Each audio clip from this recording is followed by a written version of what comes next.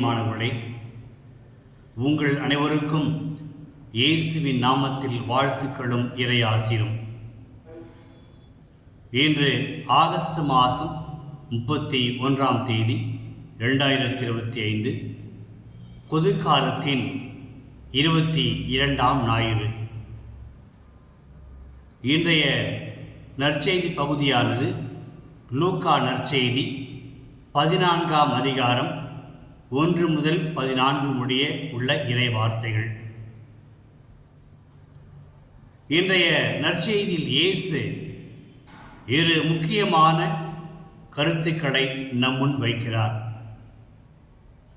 இயேசு இந்த உலகத்தில் பிறந்தது அனைவரையும் மீட்பதற்காக, ஒரு சாராரை மட்டுமல்ல என்பதை இன்றைய நற்செய்தியின் தொடக்கத்திலேயே பார்க்கிறோம்.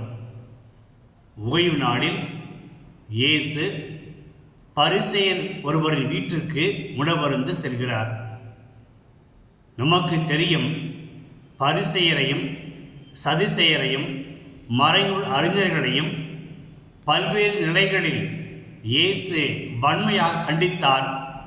அவருடைய போக்கை கண்டித்தார், மனப்போக்கை கண்டித்தார், அவருடைய செயல்களை கண்டித்தார், அவருடைய திட்டங்களை கண்டித்தார். ஏனென்றால் அவையெல்லாம் கடவுளுக்கு எதிராக இருந்தது. இவ்வாறு அவர்களை கண்டித்தாலும் நோக்கம் என்ன? அவர்களை கண்டித்து திருத்தி அவர்களை மனமாற்றம் அடைய செய்து அவர்கள் மீட்பு பெற வேண்டும் என்பதற்காகவே. எனவே ஒரு பரிசேயர் அவரை அழைத்த பொழுது அவர் வீட்டிற்கு உணவருந்து சென்றார். சென்றவுடனே அங்கே ஒரு விருந்து ஏற்பாடு செய்திருக்கிறார்கள். அந்த விருந்திற்கு பலர் முதன்மையான இடத்தை நோக்கி ஓடுகிறார்கள். இயேசு அந்த நேரத்தில் ஒரு முக்கியமான கருத்தை விளக்குகிறார். யார் பேறு பெற்றவர்கள்? முதன்மையான இடத்தை தேடுகின்றவர்களா? இந்த முதன்மையான இடத்தை தேடுகிறவர்கள் எப்படிப்பட்டவர்கள்? தங்களுக்கு பெயர் வேண்டும், புகழ் வேண்டும், அந்தஸ்து வேண்டும், தன்னுடைய யார் என்று நிரூபிக்க வேண்டும், தான் இந்த சமூகத்தில் பெரிய ஆள் என்பதை நிரூபிக்கவே அவர்கள் அந்த விருந்திற்கு முதன்மையான இடத்தை தேடி சென்றார்கள். இயேசு அந்த ஒரு மனப்போக்கை கண்டிக்கின்றார். நீங்கள் அப்படி இருக்க வேண்டாம். நம்முடைய வாழ்க்கையில் இயேசு பல உதாரணங்களை கொடுக்கிறார். அன்று மரியாவின் வாழ்க்கையில் லூக்கா நற்செய்தி 1ஆம் அதிகாரம் 48-51 வசனங்களில் அவர் தாழ்ந்தோரை உயர்த்தினார், அரியணில் இறக்கி விடுகிறார் அந்த தகுதியற்றவர்களை என்று சொல்லி அந்த தாட்சிக்குரிய மனப்பான்மையோடு வாழ இயேசு அன்றே அழைப்பு விடுத்தார். அதற்கு தன்னுடைய அன்னை ஒரு சாட்சியாக கருவியாக வாழ்ந்தார். அது மட்டுமல்ல, இயேசு தன்னுடைய சீடர்களுக்கு யார் பெரியவர் என்ற அந்த விவாதம் எழுந்த பொழுது லூக்கா நற்செய்தியில் 22ஆம் அதிகாரத்தில் மிக தெளிவாக சொல்கிறார். அந்த பந்தியில் அமர்ந்திருந்த பொழுது இயேசு தன்னுடைய ஆடைகளெல்லாம் அந்த மேலுடைய களைந்து விட்டு அவருடைய பாதங்களை கழுவி, நான் உங்களுக்கு பணிவிடை புரிய வந்தேன். முதன்மையான இடத்தை தேடி நான் அடையவில்லை, அதிகாரத்தை தேடி நான் அடையவில்லை. நான் அகங்காரம் மிக்கவன் அல்ல, மாறாக தாட்சி உடையவன். தாட்சி உடையோர் பேறு பெற்றோர் என்று மத்தேயு நற்செய்தியில் 5ஆம் அதிகாரத்தில் 2ஆம் வசனமும் 4ஆம் வசனம், ஏழையரின் உள்ளத்தோர் பேறு பெற்றோர், கனிவுடையோர் பேறு பெற்றோர் என்று அந்த மனை பிரசங்கத்தில் ஏத்து தெளிவாக சொன்னார். நம்முடைய வாழ்க்கையில் நாம் புரிந்து கொள்ள வேண்டியது, அந்த எபேசு நகர மக்களுக்கு திருத்தூதர் பவுலுடைய சொன்னார் 4ஆம் அதிகாரத்தில் 2ஆம் வசனத்தில், நீங்கள் கனிவு மிக்கவராய் அன்புடையவராய் திகழுங்கள், ஒருவரை ஒருவர் ஏற்றுக்கொள்ளுங்கள்.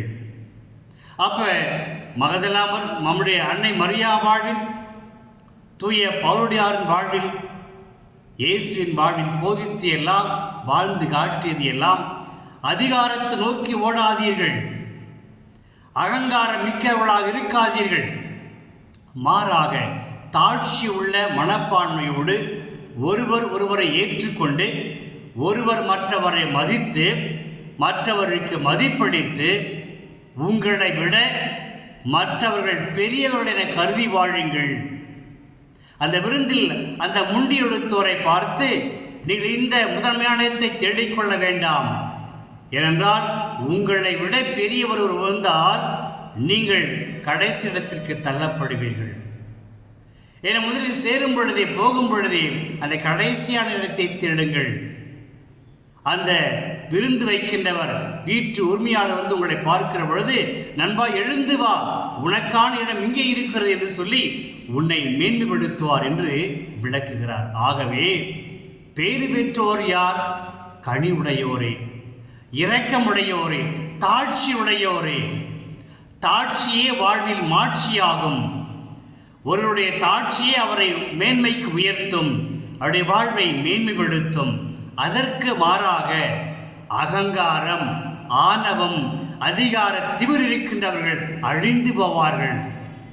அகங்காரமும் ஆணவமும் ஒருவரை அழிவுக்கு கொண்டு சென்றுவிடும் என்பதை எச்சரித்துத்தான் ஏழையரே பேறு பெற்றோர், தூய உள்ளத்தோரே பேறு பெற்றோர், நீங்கள் ஆண்டவரை மகிமைப்படுத்தி பிறரை முன்னிலைப்படுத்துங்கள், ஆண்டவர் உங்களை உயர்த்துவார். தன்னைத்தானே உயர்த்துகிறவர் தாழ்த்தப்படுவார், தன்னைத்தானே தாழ்த்துகிறவர் உயர்த்தப்படுவார் என்றும் இயேசு அந்த பேறு பெற்றவரை அறுதிவிட்டு காண்பிக்கின்றார். இரண்டாவதாக, யார் பேறு பெற்றவர்? நீங்கள் விருந்தளிக்கிற பொழுது உங்கள் நண்பரையோ உங்கள் உறவுகளையோ அண்டை வீட்டாரையோ அழைத்து விருந்தளிக்காதீர்கள். காரணம், அவர்களுக்கு பொருளாதார வசதி இருக்கிறது, அவர்கள் உங்களுக்கு திரும்ப விருந்தளிப்பார்கள், உங்களுக்கு கைமாறு கிடைத்துவிடும். மாறாக நீங்கள் விருந்தளிக்கிற பொழுது, உணவளிக்கிற பொழுது ஏழையரை தேர்ந்தெடுங்கள், உடல் குறைபாடுள்ளவர்களை தேர்ந்தெடுங்கள். உடல் குறைபாடு மட்டுமல்ல, பொருளாதார மற்ற மக்களை தேர்ந்தெடுங்கள். அந்த மக்களுக்கு விருந்தளியுங்கள், அந்த மக்களுக்கு உணவு கொடுங்கள், அந்த மக்களுக்கு வாழ்வு கொடுங்கள், அவர்களை முன்னிலைப்படுத்துங்கள், அவர்களை மேன்மைப்படுத்துங்கள். அப்படி செய்கிற பொழுது நீங்கள் பேறு பெற்றவர்கள். அப்படி செய்கிற பொழுது நீங்கள் என்னுடைய சீடர்கள். என்னுடைய சீடர்கள் பணிவிடை பெறுவதற்கு அல்ல, பணிவிடை புரிவதற்கு என்று தன்னுடைய வாழ்வில் வாழ்ந்து காட்டியவர் இயேசு. இன்று அந்த விருந்தளிக்கின்ற அந்த ஒரு சூழ்நிலை வைத்துக்கொண்டு இந்த மாபெரும் மற்றொரு பாடத்தை நடத்துகிறார். என்ன பாடம்? நீங்கள் உதவி செய்கின்ற பொழுது, விருந்தளிக்கிற பொழுது, உணவு கொடுக்கிற பொழுது இல்லாதோருக்கு, ஏழைகளுக்கு, குறைபாடு உள்ளவர்களுக்கு நிறைவாக அளியுங்கள். நீங்கள் பேறு பெற்றவர்களாவீர்கள். காரணம், அவர்களால் உங்களுக்கு விருந்தளிக்க முடியாது, அந்த சூழலின் நிலையும் அவர்களுக்கு இல்லை. ஆனால் கடவுள் உங்களுக்கு கைமாறு கொடுப்பார். ஆகவே இந்த இரு பேறு பெற்ற மக்களை முன்னிறுத்தி நம்மையும் அந்த பேறு பெற்ற மக்களாக வாழ கடவுள் அழைக்கிறார். ஒன்று, மீண்டும் சொல்கிறேன், தாழ்ச்சி உள்ள மக்களாக வாழ்வோம், இறைவனின் ஆசிரை பெறுவோம். அகங்காரத்தில் வாழ்ந்து, அதிகார மமதையில் வாழ்ந்து நம் வாழ்வை அழித்துக் கொள்ள வேண்டாம்.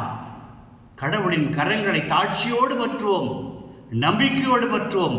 கடவுள் நம்மை வாழ வைப்பார், நம்மை மேன்மைப்படுத்துவார், நம்மை முதன்மையாக்குவார்.